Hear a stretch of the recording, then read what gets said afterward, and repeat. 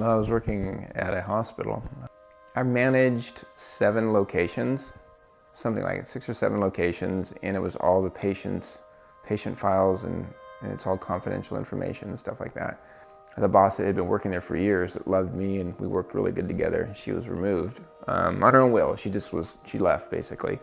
And we got a new person in there, and she started laying everybody off.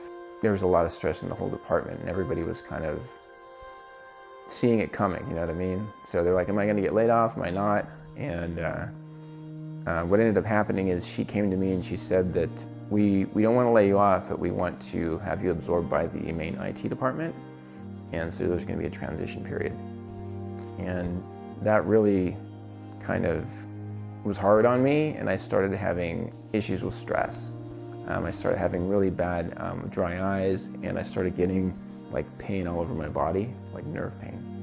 But the problem with that is I didn't really know, what it was. I thought maybe there was some, disease or something going on with me. So I started going to doctors, and why am my eyes getting so dry, and why am I having this burning all over my skin? It feels like like I got burned from a sunburn or something like that. And they couldn't figure out what was wrong with me, and I ended up going to more and more doctors, and my eyes got worse and worse. And what ended up happening was they actually put me out on leave for 6 months.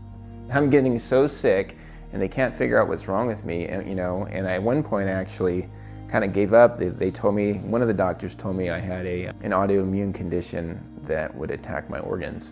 And then what I did is I took that and I kind of internalized it, and I started to feel worse, and then I started looking at the symptoms, and and then you're like, oh, I got that, and then pretty soon you've completely convinced yourself that you have whatever that disease is.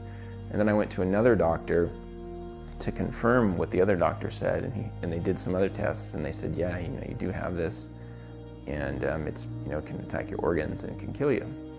I didn't know what to do. I'm like, am I going to have my job? Am I going to lose my job? And then if I am sick, I'm going to lose my health insurance. I didn't really know what was going to happen. And I was kind of at a point where, I didn't really know what to do, because I was very stable for a long time at my work, right? Everything was good, and it was a decent pay, and I had health insurance.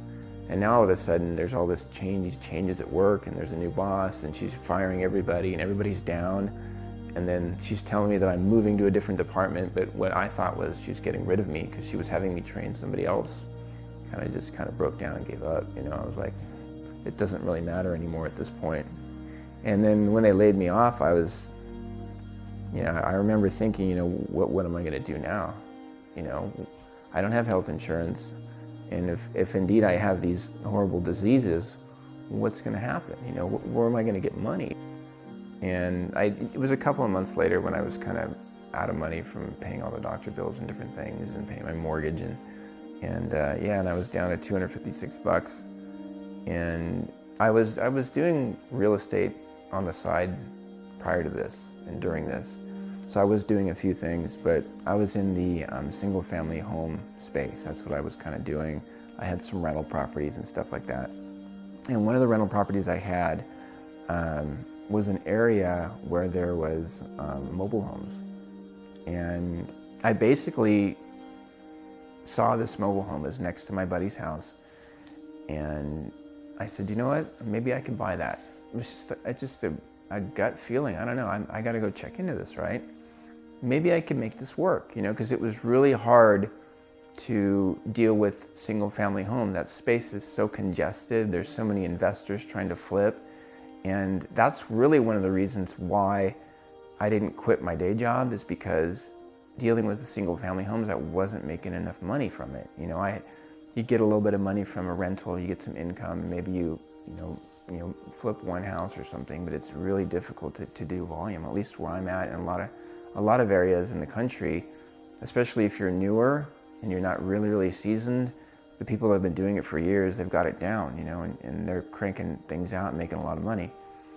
And basically what I did is I went and I talked to the seller, and I made a deal with her. And surprisingly, she had not had anybody else that was interested in this house. Nobody. It was like literally like please help me is kind of what she was like. I need to get rid of this property. I owe some back taxes and I need a car. She goes, I have been trying to get rid of this thing for a long time. So I'm like, really? Yeah, and she's like, yeah, let's do this. And I opened escrow and I ended up closing escrow on that property, and I'm into it for $4,000. I exited that property at 47.9. So I'm like, you know what, that worked really well, I was pretty excited. So I started looking at other stuff. I currently have 23, at the time of this recording, I currently have 23 rental properties, and they're all paid off, free and clear. And I got them from flipping mobile homes. I would flip a house, buy a rental, flip a house and buy another rental. And that's all just residual income coming in. I got a really nice house right now that I'm living at. This is also paid off. It's free and clear. I have no mortgage. I got a beautiful fiance, and we're gonna be getting married actually in 2 months.